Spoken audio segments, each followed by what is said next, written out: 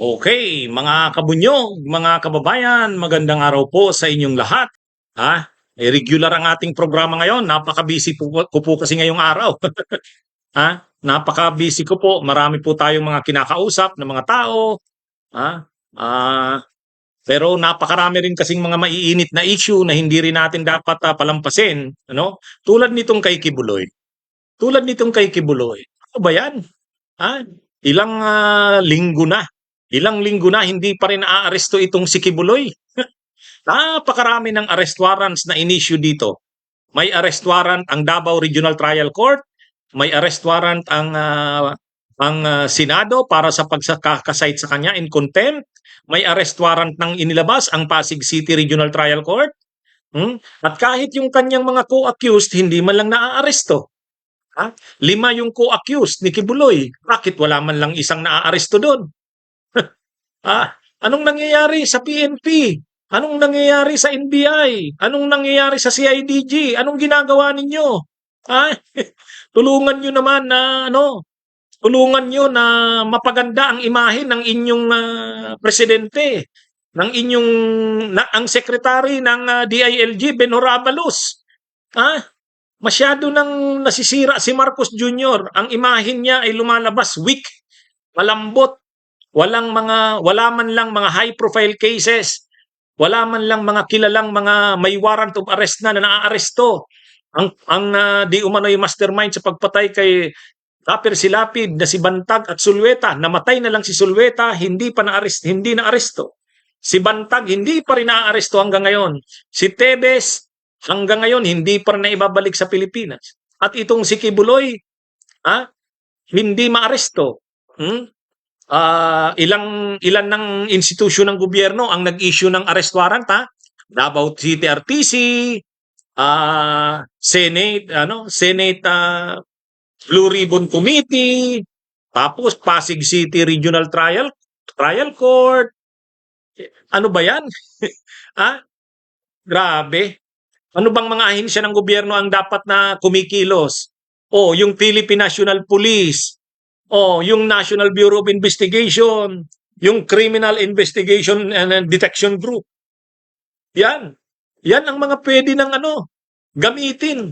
Ngayon, sa dami ng mga nangyayaring mga high-profile cases sa gobyerno ni Marcos na hindi naaaresto ang mga pangunahing mastermind, nasisira ng masyado ang administrasyong ito. Nasisira ng masyado. Parang ginagawa na tuloy kantsawan ng kampo ni Duterte. Kinakantsawan. Kasi mga Maka-Duterte itong si Bantag, Maka-Duterte itong si Tebes, Maka-Duterte itong si Kibuloy. Sila ngayon yung may mga warrant of arrest tapos hindi na aaresto. Ngayon, mamaya ipapanood ko sa inyo.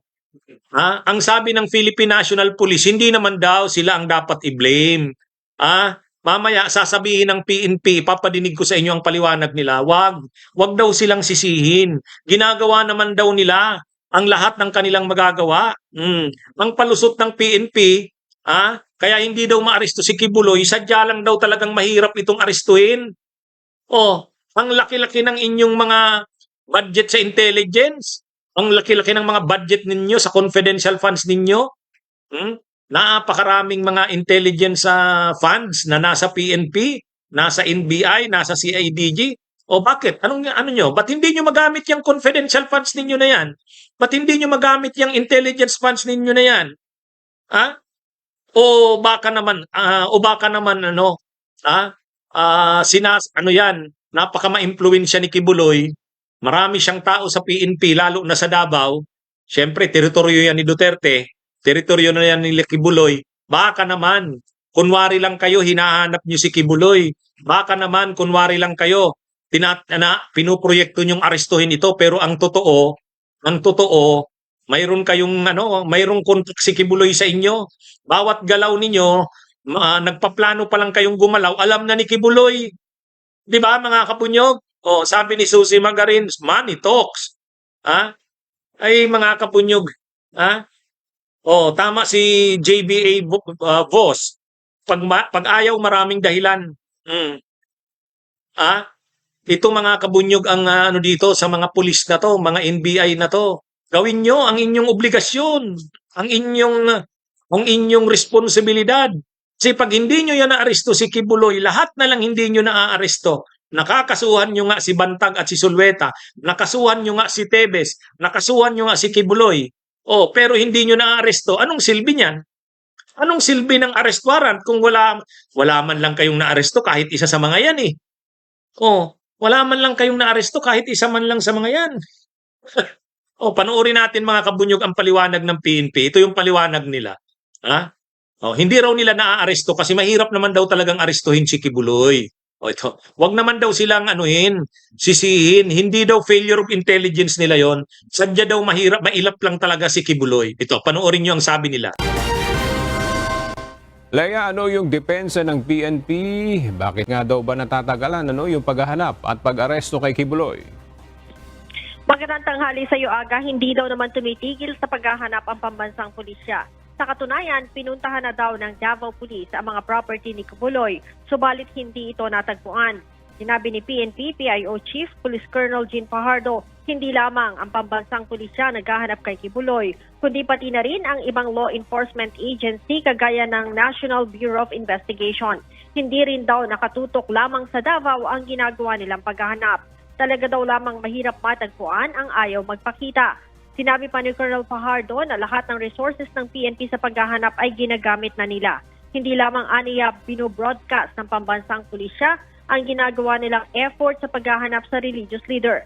Kaugnay nito, Aga, sinabi din ni Colonel Fajardo na base sa pakikipag-ugnayan ng PNP sa Bureau of Immigration ay hindi pa naman nakalalabas ng bansa ang religious leader.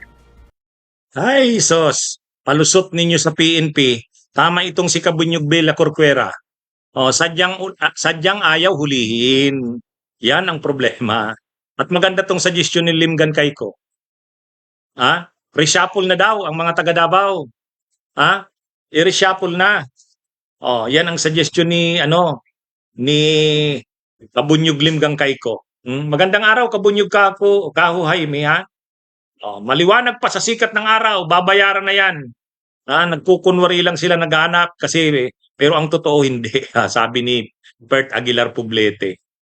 Alam niyo mga kabunyog, ang administrasyon ni Marcos, itutulong na natin to sa administrasyon ni Marcos. Hindi man tayo maka-Marcos, hindi man tayo nagboto kay Marcos, tulong na natin to. Mga ahensya ng gobyerno, tulungan nyo na si Marcos. Kasi inaatake ng kampo ng Duterte. Inaatake, pinapalabas na mahina ang gobyerno ni Marcos eh. Oh, kung gusto nyo na mapakita sa tao na hindi totoo yung akusasyon sa administrasyon ni Marcos, sa gobyerno ni Marcos na mahina ito, arestuhin nyo na ang mga dapat arestuhin na wanted. Si Bantag, si Kibuloy, at si Tebes, Rimulya. Kasi kasuhin nyo nang makabalik sa Pilipinas, ipakita nyo na yan. Para naman si Marcos gumanda-ganda ang imahen eh. Hindi na eh. Pagdating na sa isyung ito, negative na si Marcos eh. Parang lumalabas talagang mahina eh. Pinagtatawanan na lang ng kampo ng mga Duterte kasi si Bantag maka-Duterte yan. Si Tebes maka-Duterte. Si Kibuloy maka-Duterte yan. Pinagtatawanan na lang. Ano ito? PNP, gawin yung trabaho nyo. NBI. Pag naaresto nyo si Bantag o naaresto nyo si Kibuloy o naipauwi nyo na dito si Tebes, biglang babango ang imahin ni Marcos Jr. Yan. Tulong ko na yan sa inyo. Tulungan nyo rin ang administrasyon ng presidente ng Pilipinas. Kasi kung hindi, papalabasin ng mga Duterte na mahina ang administrasyon na to.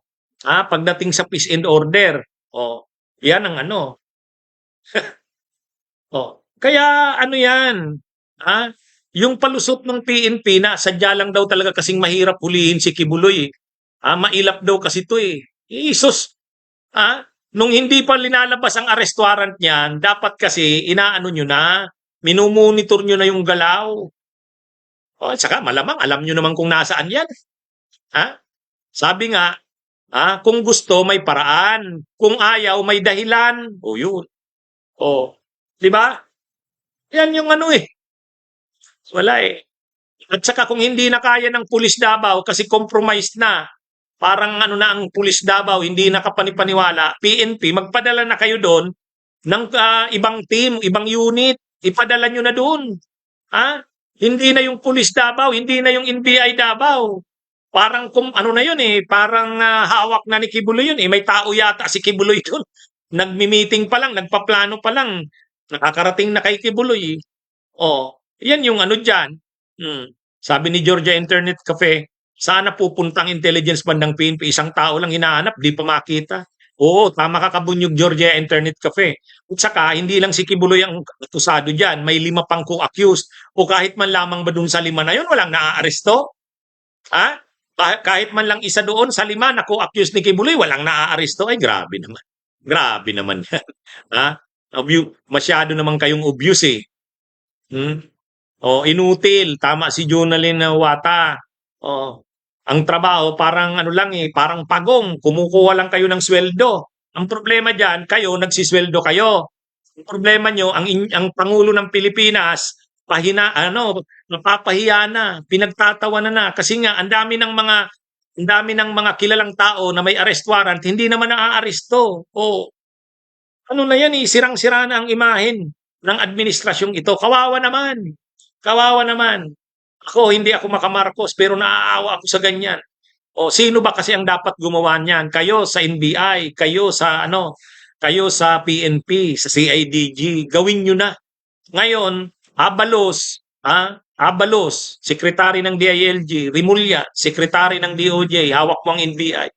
Kung sa tingin nyo ang pulis ng Davao, ang NBI ng Davao ay hindi mo na maaasahan sa ganitong bagay, maggamit na kayo ng ibang unit, ibang team. Gumamit na kayo. Okay. Sige mga kabunyog, mga kababayan. Sige, magandang araw sa inyong lahat. Tulungan nyo akong lumaganap itong ating panawagan. Para malaman ng ating bayan ang nangyayari. Okay, magandang araw po sa inyong lahat. Mabuhay po tayo. Bunyog, bunyog, halikan na kasama ka. Bunyog, kapag buklod ay may pag-asa. Luzon, Visayas, Mindanao, isa ang pananaw. Sa bagong Pilipinas ang bunyog isisigaw. Bunyog.